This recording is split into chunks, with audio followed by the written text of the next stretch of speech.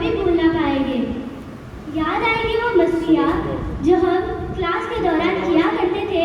कभी क्लास के बीच में टिफिन सेट कर जाते, तो कभी वॉशरूम के बहाने पूरे स्कूल का चक्कर लगा जाते।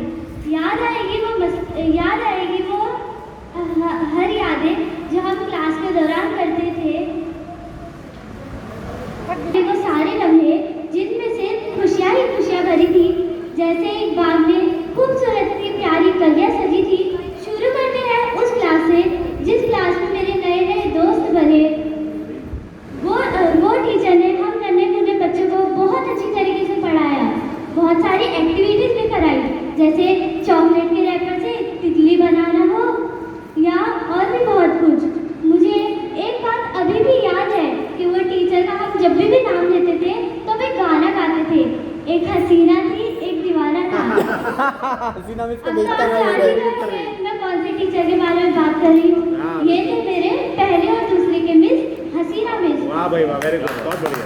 इसके बाद हमारी मुलाकात एक ऐसे टीचर से हुई अच्छा। जो थोड़े स्ट्रिक्ट तो थे, लेकिन जब खिलाते तो मजा भी बहुत आता था।